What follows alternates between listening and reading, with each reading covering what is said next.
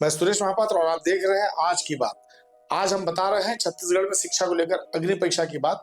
अग्नि परीक्षा यानी एनएस की वो परीक्षा जिससे देश भर के सभी स्कूलों के रिजल्ट आते हैं और हर राज्य की रिपोर्ट कार्ड बनती है। इससे ये पता लगता है कि साक्षरता का दर क्या है और वहां पर अलग अलग राज्यों में पढ़ने वाले बच्चों की एजुकेशन की स्थिति क्या है। और इस स्थिति में 2021 की रिपोर्ट को यदि हम देखें तो सबसे बहुत ही दयनीय स्थिति छत्तीसगढ़ की रही और राष्ट्रीय औसत से करीब 3% नीचे इसका आंकड़ा था। बुधवार को इस परीक्षा की प्रक्रिया पूरी हो गई है। समग्र शिक्षा से जुड़े एम सुधीश बताते हैं कि छत्तीसगढ़ के करीब 3,320 स्कूल के 1 लाख बच्चों को इस परीक्षा में शामिल किया गया। आपको बता दें 3 बरस पहले एनएस की परीक्षण प्रक्रिया में छत्तीसगढ़ फिसड्डी साबित हुआ था। रिपोर्ट कार्ड ने राज्य में शिक्षा व्यवस्था की पोल खोलकर रख दी थी। परीक्षण की प्रक्रिया में शामिल बच्चों को भाषा, गणित और विज्ञान में कमजोर पाया गया था। इस बार राज्य सरकार की जिम्मेदारी और भी बड़ी हो गई है और इसकी वजह यह भी है कि छत्तीसगढ़ के मुख्यमंत्री के पास ही इस समय शिक्षा विभाग है। इस साल सर्वेक्षण में कक्षा तीसरी, छठवीं और 9वीं के 792 जिलों के लगभग 65 लाख छात्रों को शामिल किया गया है देश भर के। 2021 के सर्वेक्षण में कक्षा तीसरी, 5वीं, 8वीं और 10वीं के 34 लाख बच्चों को शामिल किया गया था। 2021 में पिछला सर्वेक्षण जो कोविड के कारण 1 साल देरी से हुआ था, इसमें 720 जिलों में राज्य सरकार द्वारा संचालित, सरकारी सहायता प्राप्त, निजी, गैर सहायता प्राप्त और केंद्र सरकार के स्कूलों को शामिल किया गया था। 2024 के एनएएस सर्वेक्षण में 26 भाषाओं में आयोजित किया गया।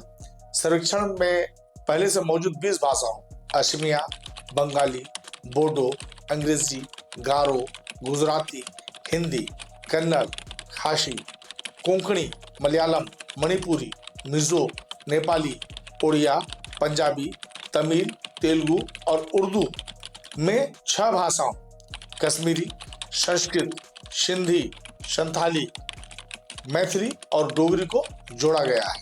आपको यह बता दें कि एनएस की जो परीक्षा होती है ये एक प्रकार का सर्वेक्षण होता है और इस सर्वेक्षण में पक्षपात को रोकने के लिए स्कूलों और छात्रों का चयन करने के लिए विशेष प्रक्रिया अपनाई जाती है। कक्षा तीसरी के छात्रों से कक्षा 2 स्तर के प्रश्न पत्र डिजाइन किए गए 45 बहुविकल्पीय प्रश्नों का MCQ का उत्तर देना होता है, जिसमें भाषा, गणित और पर्यावरण विज्ञान के लिए 15-15 अंकों का निर्धारण होता है और उन्हें 90 मिनट में हल करना होता है। उदाहरण के लिए कक्षा तीसरी के छात्रों से अपेक्षा की जाती है कि वे समझ के साथ साथ छोटे पाठ पढ़ें, 999 तक की संख्याएं पढ़ें और लिखें, 3 अंकों की संख्याओं के जोड़ और घटाव को हल करें, सरल विभाजन, गुणा कार्य करें, घड़ी का उपयोग करके समय को सही ढंग से पढ़ें और इसी तरह के अन्य काम करें। सर्वेक्षण में उत्तर पुस्तिकाओं के विश्लेषण के आधार पर हम एनएएस में जिला औसत प्रदर्शन, राज्य और राष्ट्रीय औसत प्रदर्शन की गणना करते हैं और इसके परिणाम ही देश भर में शिक्षा के स्तर को निर्धारित करते हैं। इसी प्रकार से कक्षा 6वीं के विद्यार्थियों को समान समय में 51 बहुविकल्पीय प्रश्नों का उत्तर देना पड़ा, जिनमें गणित और पर्यावरण विज्ञान के लिए 18-18 अंक तथा भाषा के लिए 15 अंक निर्धारित किए गए थे। कक्षा 9वीं के लिए परीक्षा थोड़ी लंबी है, जिसमें कक्षा 6वीं, 7वीं और 8वीं के प्रश्न शामिल हैं। 120 मिनट में छात्रों को 60 MCQ हल करने पड़े, जिनमें गणित, विज्ञान, भाषा और सामाजिक विज्ञान के प्रत्येक के लिए 20 अंक का वेटेज रखा गया था। एनएस 2021 में देखा गया कि छात्रों से कक्षा 3 से कक्षा 10 तक उच्च कक्षा में जाने के साथ ही उनके अंकों में गिरावट आई। भाषा स्कोर का राष्ट्रीय औसत कक्षा 3 में 64.6 से गिरकर कक्षा 10 में 52% हो गया और गणित का स्कोर कक्षा 3 में 61.2 से गिरकर कक्षा 10वीं में 44% हो गया। इसके अलावा एनएस 2017 और एनएस 2021 के बीच सीखने के परिणामों में गिरावट आई, क्योंकि पिछला सर्वेक्षण कोविड वर्ष में आयोजित किया गया था। हम नवीनतम सर्वेक्षण में परिणामों से सीखने की और रिकवरी देखने की उम्मीद कर रहे हैं। इसके अंतिम परिणाम अगले साल फरवरी तक आ सकते हैं। सर्वेक्षण सन 2000 में राष्ट्रीय शैक्षिक अनुसंधान और प्रशिक्षण परिषद NCERT द्वारा एक स्वतंत्र पहल के रूप में शुरू किया गया था, यह मानते हुए कि एनएएस के लक्ष्य 100% साक्षरता दर प्राप्त करने के लिए व्यापक उद्देश्य को प्रमुखता से रखा गया है। शिक्षा मंत्रालय द्वारा प्रबंधित सर्व शिक्षा अभियान SSA में एकीकृत किया गया था। NAS 2017 और NAS 2021 के परिणामों के आधार पर नीति आयोग के प्रोजेक्ट SATS 7 में शिक्षा का उपयोग किया गया। परीक्षण की प्रक्रिया एक राष्ट्रीय संचालन समिति द्वारा संचालित किया जाता है, जिसमें स्कूल शिक्षा विभाग और साक्षरता विभाग, केंद्रीय माध्यमिक शिक्षा बोर्ड CBSE, NCERT, यूनिसेफ, राष्ट्रीय सूचना विज्ञान केंद्र और नीति आयोग के सदस्य इसमें शामिल होते हैं। जमीनी स्तर के संचालन और प्रबंधन राज्य और जिला स्तर के नोडल अधिकारियों और पर्यवेक्षकों द्वारा किया जाता है।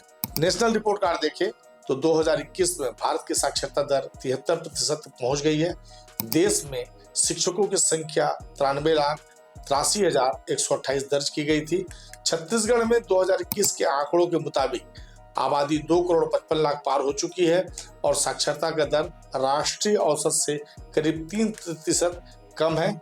छत्तीसगढ़ में शिक्षकों की कुल संख्या 2,60,615 दर्ज की गई थी। इसमें सरकारी अनुदान प्राप्त निजी शालाओं में कार्यरत शिक्षकों और केंद्रीय विद्यालयों की संख्या को शामिल किया गया है।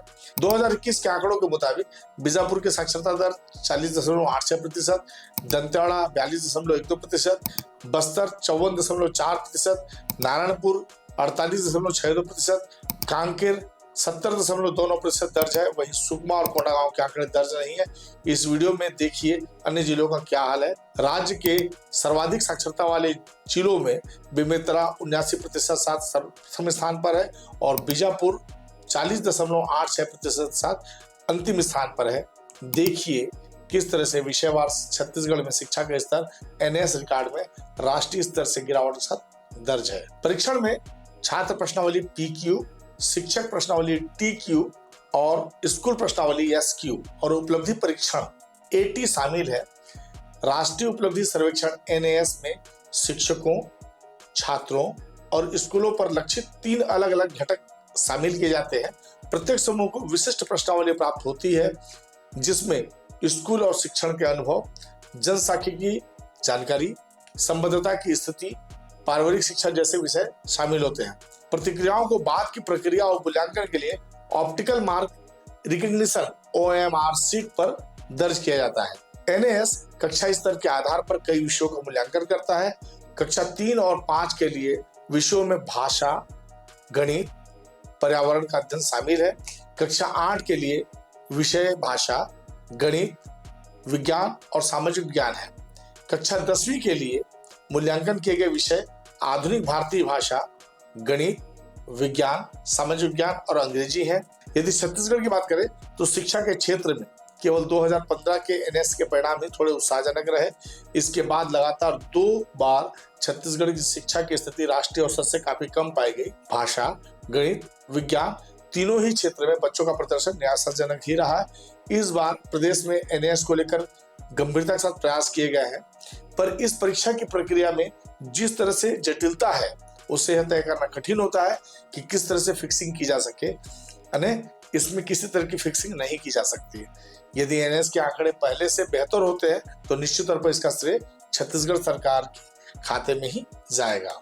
आज की बात का यह अंक आपको कैसा लगा? आपकी प्रतिक्रियाओं का इंतजार रहेगा। यदि आपने अब तक चैनल सब्सक्राइब नहीं किया है तो प्लीज सब्सक्राइब कर लें और बेल का बटन दबा दें। पूरा वीडियो देखने के लिए आपका आभार। नमस्कार।